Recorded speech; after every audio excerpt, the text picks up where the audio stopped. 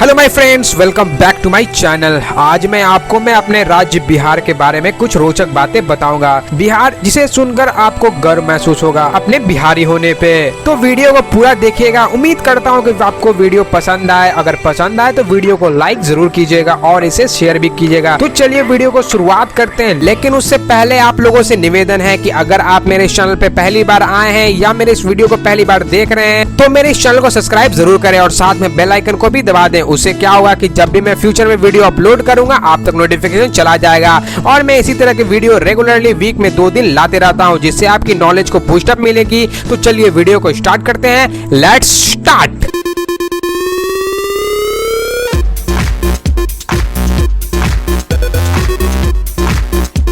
बिहार नाम सुनते ही हमारे मन में ऐसी ऐसी पिक्चर तस्वीरें आती हैं। पता नहीं क्यों लोग बिहार को एक अनपढ़ गरीब राज्य समझते हैं। अगर आप गंदे कपड़े पहनते हो तो आप बिहारी हैं। अगर आप गंदगी फैला रहे हो तो आप बिहारी हैं। अगर आप इंग्लिश नहीं बोलते तो आप बिहारी हैं। अगर आप गुटखा पान खाते हैं तो आप बिहारी हैं। अगर आप भोजपुरी बोलते हैं तो आप बिहारी हैं। और अगर आप इंग्लिश पिक्चर नहीं देखते हैं तब तो आप पक्का बिहारी है। मुझे याद है साल 2015 में जब मैं 10th में था तो मैं नेशनल गया था। सभी स्टेट की टीम वहाँ पे पहुंची हुई थी ऑल ओवर इंडिया से। जैसे ही हमारी बस पहुंची तो बस के ऊपर क्या होता है ना कि अपना अपने स्टेट का नाम लिखा होता था। हमारे बस के ऊपर भी पटना रीजन लिखा हुआ था। तो दिल्ली स्टेट के प्लेयर बोलते हैं कि देखो आ गया बिहारी सब। उस टाइम हम लोग को बहुत ही खराब लगा था, लेकिन यकीन मानिए माय फ्रेंड्स, उन लोगों को हम लोगों ने पूरे अच्छे से समझा दिया था। एक्चुअली बिहारी शब्द जो है वो एक गाली की तरह इस्तेमाल करते हैं लोग। कहने को तो हम मॉडर्न हो गए हैं, लेकिन कुछ लोग अभी भी बिहारियों से नफरत करते हैं।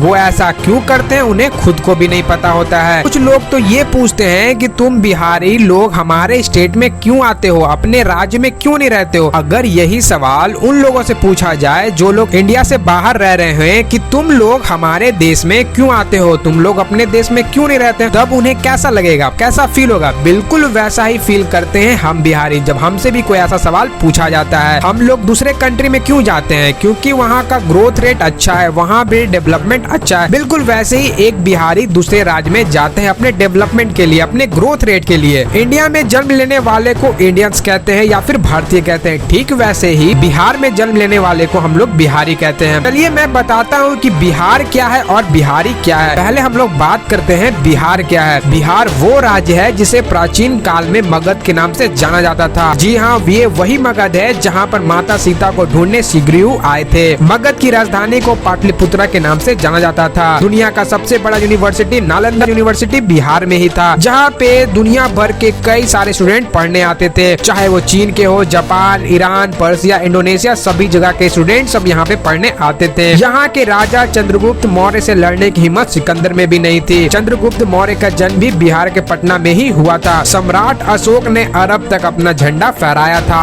और उसकी राजधानी भी बिहार के पाटलिपुत्रा में थी। बिहार में ही बौद्ध धर्म की स्थापना हुई थी। बिहार में ही जैन धर्म की स्थापना हुई थी। दुनिया का सबसे पहला गणतंत्र राज्य वैशाली बिहार में ही है। वैशाली में ही दुनिया का सबसे पहला संविधान बनाया गया था। महर्षि वाल्मीकि का आश्रम भी बिहार में ही था, जो अभी गेडक के किनारे बसे वाल्मीकि नगर के नाम से जाना जाता है। लव कुश को तो आप लोग जानते ही होंगे, उनका जन्म भी बिहार में ही हुआ था। अब मैं आपको बताता हूँ कि बिहारी क्या है। दुनिया के सबसे महान अर्थशास्त्री चाणक्य बिहारी थे, क्योंकि उनका जन्म भी बिहार में हुआ था। संत कबीर का जन्म भी बिहार में हुआ था, अर्थात वो भी बिहारी थे।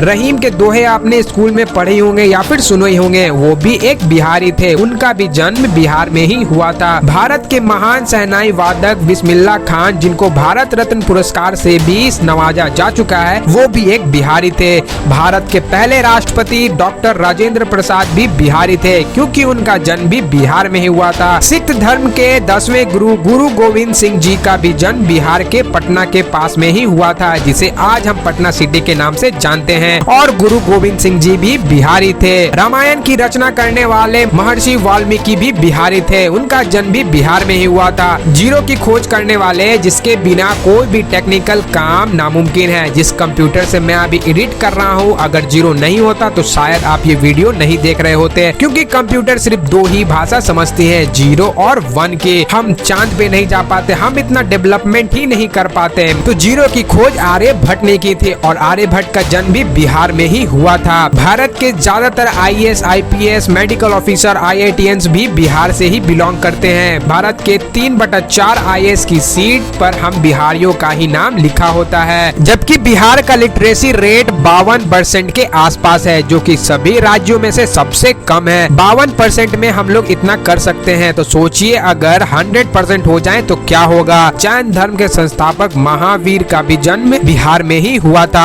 और वो भी बिहारी थे। दानवीर कर्ण जो दान देते हैं उनका नाम आपने सुना ही होगा, वो भी बिहार में ही दान देते थे, जो अभी मुंगेर के नाम से जाना जाता है। माता सीता का जन्म भी बिहार में ही हुआ था। मॉरिशस के प्रेसिडेंट भी बिहारी हैं। और भी बहुत सारी डाटा है, बहुत सारी बातें है, जिसे बताना शुरू करूं अपने बिहार के बारे में तो शायद दिन निकल जाएगा। लेकिन ये सोचने वाली बात है कि इतना महान राज्य इतना पीछे क्यों चला गया, इसके बारे में भी थोड़ा बहुत बताता हूँ मैं आपको। हमारे देश में 29 राज्य हैं और 9 केंद्र शासित प्रदेश हैं। उन सभी में बिहार का पर कैपिटा इनकम सबसे कम है, 31,000 रुपए एक आदमी का एक साल में। ऐसा क्यों, क्या कारण है बिहार की एवरेज इनकम इतना कम हो गई है? सबसे बड़ी वजह है कि यहाँ कोई इंडस्ट्री नहीं है। बिहार कुछ भी एक्सपोर्ट नहीं करता है क्योंकि यहाँ किसी चीज का फैक्ट्री नहीं है। बिहार अपनी जरूरत की चीजें मंगवाती तो है लेकिन कुछ बाहर नहीं बेचती है, जिसकी वजह से प्रॉफिट नहीं होता है और लोगों के पास जॉब भी नहीं होती है। अगर यहाँ पे फैक्ट्री बिहार में होती, नौकरी भी होती कंपनी में, और बिहार एक्सपोर्ट भी करता, लेकिन बिहार चारों तरफ से जमीन से घिरा है, जिसकी वजह से इंटरनेशनल कनेक्शन से भी दूर है। कभी यहाँ बाढ़ ही आ जाता है तो कभी कभी यहाँ सूखा ही रह जाता है। पहले शुगर मिल, फर्टिलाइजर के प्लांट होते थे। इकोसिस्टम कमजोर होने से कंपनी ने